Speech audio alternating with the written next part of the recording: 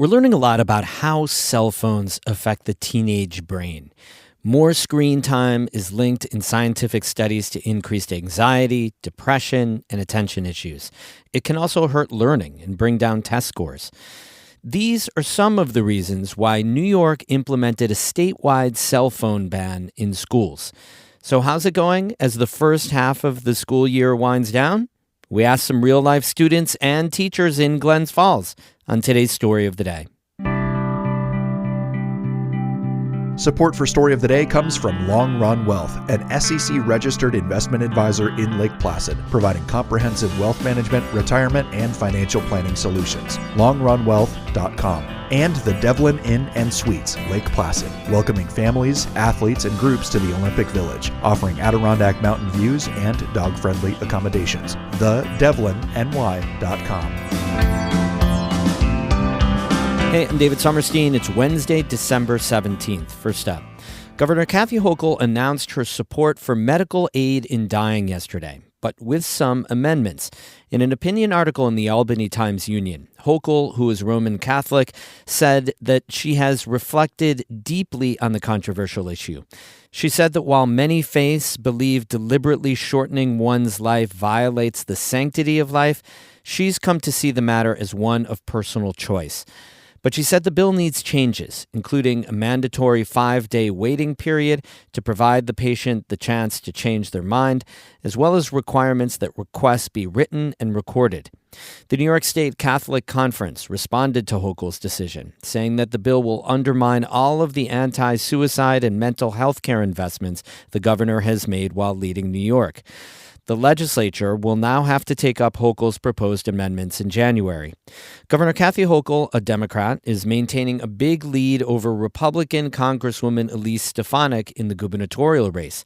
That's according to a new poll released yesterday by the Siena Research Institute. Emily Russell has the details. The poll asked more than 800 New Yorkers how they would vote in the governor's race if it were happening right now. One of the questions specifically asked voters to choose between Democratic Governor Kathy Hochul and Republican Congresswoman Elise Stefanik. 49% of respondents said they'd vote for Hochul, while 30% sided with Stefanik. Hochul's lead over Stefanik has dropped slightly from a 20-point margin last month down to a 19-point margin. Meanwhile, the governor's favorability has improved in recent months, with 43% of people having a favorable opinion of Hochul and 41% having an unfavorable opinion of her. Stefanik has seen the opposite trend in recent months. She has a 22% favorability rating compared to 33% who view her unfavorably. 44% of respondents didn't know or didn't have an opinion about Stefanik. On the Republican side, the latest Siena poll found that Stefanik has a large lead over her main challenger in the primary, Bruce Blakeman from Long Island. 48% of Republican voters who were polled said they'd vote for Stefanik, compared to 17% who supported Blakeman.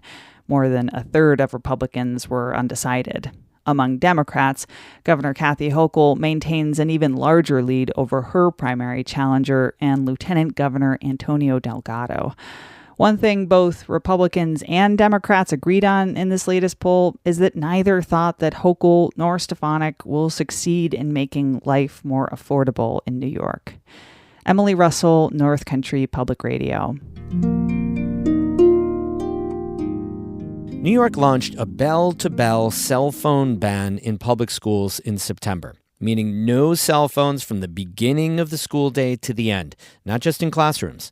NCPR's education reporter Amy Feiereisel visited the Glens Falls City School District High School to see how it's going so far. Carrie Benway has been teaching for almost 30 years, and she had serious doubts about the cell phone ban coming into this fall. We really were all kind of concerned at the beginning of the school year that was going to be a huge struggle. After all, Benway says teachers have been playing phone police for years with little effect. No matter how many times we would tell them to put it away, it would be out, 30 seconds later. But a semester into the cell phone ban, Benway is a convert. She says it's been a night and day change. It's been great. The kids have been compliant, and it's one less battle we have to fight every single day. Glens Falls isn't an outlier here. In a recent state survey of over 300 New York school districts, about 90% reported the cell phone ban transition was going smoothly, and 80% reported an improvement in the classroom environment and student engagement. Glens Falls High School principal Kevin Warren says the cafeteria is one of the places he notices the absence of cell phones the most. One of the biggest things is our students are talking to each other. Obviously, they're eating. It is lunchtime, but there's a lot of communication that is happening at tables now. Groups of kids are sitting at round tables, eating and chatting. A few of them do have laptops out. Those are allowed.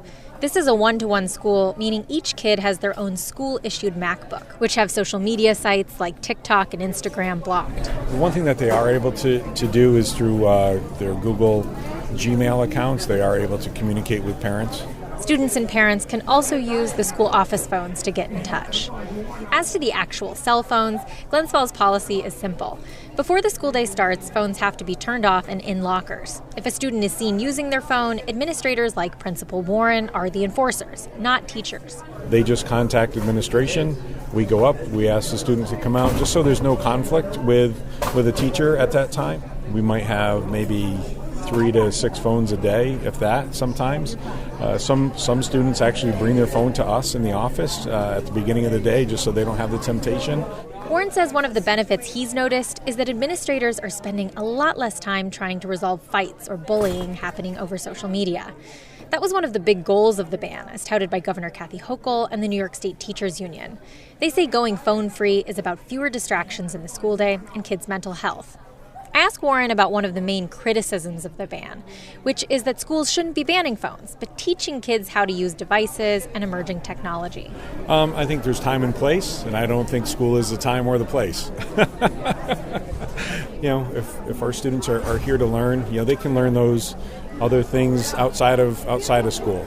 While all the educators I spoke with were supportive of the ban, unsurprisingly, students' reactions were a lot more mixed. I spoke with a couple dozen Glens Falls high schoolers, and most readily admit that there are some benefits. Personally, the ban has helped me be more focused and engaged in classrooms. Not having my phone with me or not having it in my pocket is definitely helping to lessen the temptation to go on my phone. Last year, if I was bored, I would just pull up TikTok and scroll or something, and I feel like we all did that. That's 10th graders Lilia Schmidt, Matea Rice, and Sophia Tavares. But they have a lot of skepticism about the ban, too. Matea Rice says kids who were already glued to their phones during lunch are now just glued to their school-issued MacBooks. It's not getting you that social benefit that it's supposed to. If you are one of the people that would be on your phone instead of talking, you're just going to be on your computer instead of talking. Students also say that devices often had a legitimate use in classes, like taking pictures of a microscope slide in biology or watching history recaps on YouTube. In their perfect world, phones would be banned during classes, but not during lunch or free periods. But that's essentially what the policy was here before, and it didn't really work, says Rice. And this might be one of the better ways to do it, because I personally I can't think of a better middle. But students keenly feel as though they've lost something. AirPods have been banned too, so they can't really listen to music anymore. Several students say they miss the social parts of phones, taking selfies and pictures of fun school activities, playing games with their friends. Lilia Schmidt says it's been hard not to be able to check in with her mom throughout the day, especially about mental health stuff. Now, sometimes it feels like I'm almost isolated because I don't like emailing because then the school can see it. And she's the only person I'd really want to text about that kind of stuff, but I can't anymore.